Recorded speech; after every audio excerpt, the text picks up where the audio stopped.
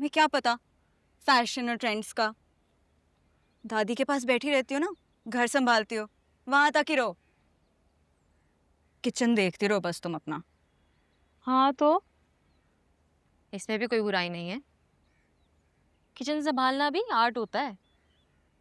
तुम्हारा आर्ट ना तुम अपने तक ही रखो।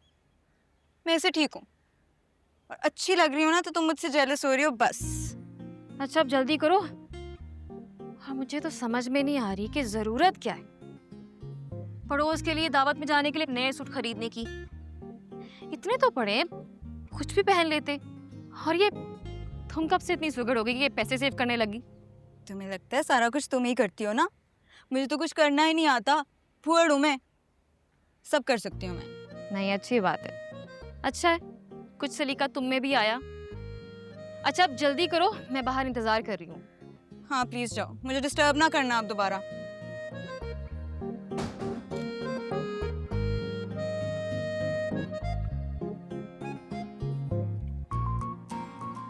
कितनी लकी हो तुम हमाद।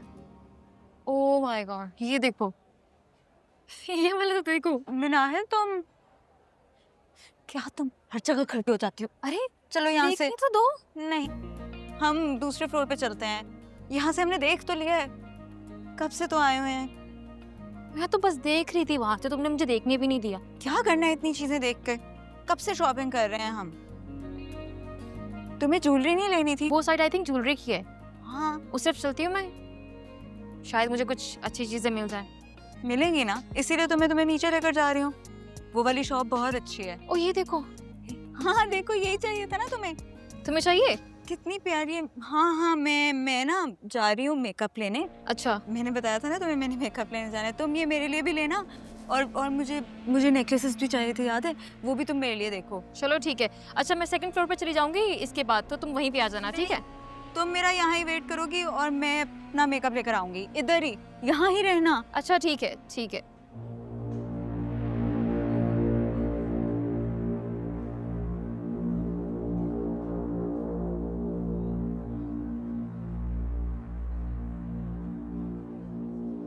हेलो।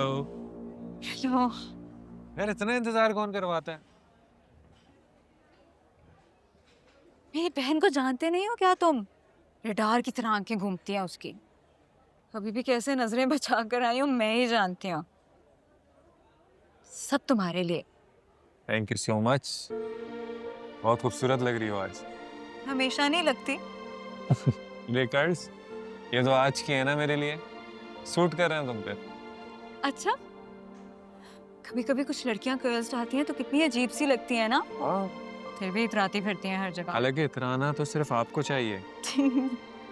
वैसे एक खराबी भी है तुम में। यार इतना इंतजार करवाती हूँ, कब बोला था मिलने का और आज आ रही हो तुम। मैं भी तो तुम्हें कह रही हूँ कब से कि अपनी अम्मी से बात कर लो। तुम भी तो नहीं कर रहे। हमारी शादी हो जाएगी, रिश्ता हो जाएगा, तो इस तरह से छुप छुप के तो नहीं मिलना पड़ेगा ना हमें। और मेरा खूबसूरत सा चेहरा देखने के लिए तुम्हें इतना इंतजार भी नहीं करना पड़ेगा।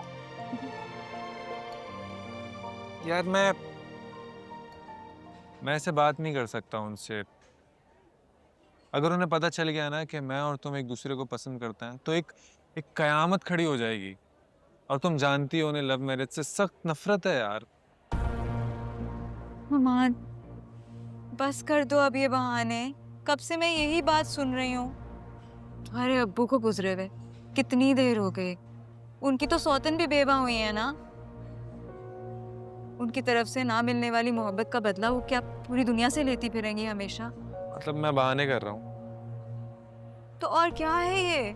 मैं अगर छुप छुप आकर पूरी दुनिया से यहाँ किसी किस्म की बदनामी के डर के बगैर तुमसे मिलने आती रहती हूँ ना, तुम्हें इतना तो करना चाहिए कि तुम अपनी अम्मी से बात कर सको। मेरे पास ना लगता है एक ही ऑप्शन बचा है अब। उनकी ना मर्जी की किसी लड़की से ना चुपचाप शादी कर लो। मेरे लिए तो तुमसे बात करने की हिम्मत नहीं पैदा हो रही। अच्छा नहीं ना, प्लीज नाराज नहीं होना। मुझे जैसे ही मौका मिलेगा मैं उन्हें मना लूंगा। ना बाबा ना, तुम्हें मैंने देख लिया, तुमसे ये ना हो पाएगा। मैं जा रही हूँ। अरे नहीं ना, प्लीज रुको ना। देखो मैं गिफ्ट लाया था, क्या है? देख लो।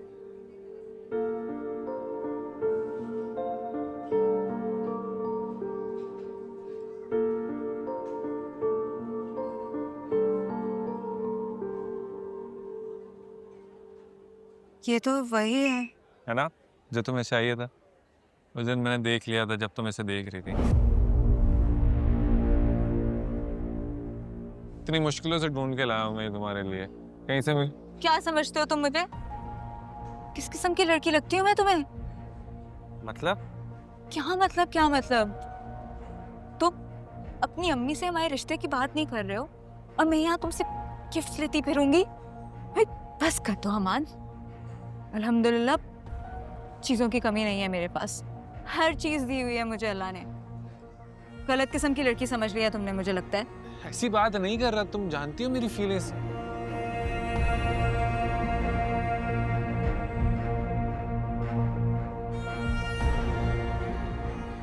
जॉब कब से स्टार्ट है? आज से। और आपको पता है मैं इतनी एक्साइटेड हूँ। याद है बचपन में हम लोग छोटी छोटी चीजों के लिए कितना एक्साइटेड हो जाया करते थे, बिल्कुल वैसे ही। क्या कह रहे थे तुम मुझसे कि ये बड़ी हो गई है? अम्मी प्लीज ऐसा तो ना कहें, ये हमेशा मेरा कॉन्फिडेंस लूज कर देती है। अच्छा भाई, नहीं नहीं, बेस्ट ऑफ लक। ये बताओ, पैसे मिल गए? अब जी ले लिए थे। क्या हुआ? अच्छा भाई, अब मुझे एक बात बताएं कि अगर आप वहां से पैसे भेजते हैं तो यहाँ पे करेंसी चेंज होने के बाद हमें कितने पैसे मिलने चाहिए? 27,000। अम्मी ने फरासत अंकल को पैसे लाने के लिए कहा। उन्होंने हमें 27,000 की जगह 22,000 रुपए दिए, ये कह के कि बाकी टैक्स में कट गए। ऐसा तो नहीं होता, टैक्स तो मैंने यहाँ से दे दिया था। उन्होंने कैसे? बिल्कुल, मुझे भी यही शक था, लेकिन अम्मी मान ही नहीं रही हैं। मैं गई भी थी उनके घर उनसे पूछने, लेकिन अंकल आंटी ने मुझसे इतनी बुरी तरीके से बात की, मेरा तो दिल ही खराब हो गया। और उस दिन के बाद से ईमान भी मुझसे उखड़ी उखड़ी बातें करती है। अच्छा बस कर दो, अब दूसरों की गीबत करके अपनी अच्छाइयाँ उनके खाते में क्यों लगवा रही हो? देखा भाई, ये तब से उनकी तरफदारी की जा रही है। मैं तरफदारी नहीं कर रही, मैं तो बस इतना कह रही हूँ कि जो हो गया सो हो गया। अब ये बातें करके खुद को जलाने का कोई फायदा है? सही कह रही है अम्मी, खामखा मामला बढ़ाने की कोई जरूरत नहीं है। अरे वली भाई, ये आप कह रहे हैं? तो और क्या करना है, मोहल्लेदारी है, इतना बड़ा आदमी है वो, उससे जाके पूछ कुछ करते हुए अच्छे थोड़ी लगते हैं हम। मैं तो इसे समझा समझा के थक गई हूँ, लेकिन ये मेरी बात ही नहीं सुनती है। अब समझ जाएगी। हफ्सा, कोई जरूरत नहीं है इस मामले को तूल देने की, और ना ही अब इस बात का जिक्र करना। जो हुआ सो हुआ। चलिए अम्मी, अब आप ही बात करें। मुंह फुलाने की क्या जरूरत है? अरे अभी इसको अकल नहीं है ना अम्मी, आहिस्ता आहिस्ता मामलात की नज़ाकत समझेगी तो समझ आ जाएगी। बेटा ये यही करती है। अच्छा तुम बताओ, तुम्हारी पढ़ाई कैसी चल रही है? जी जी अम्मी, बाकायदा क्लासेस चल रही हैं।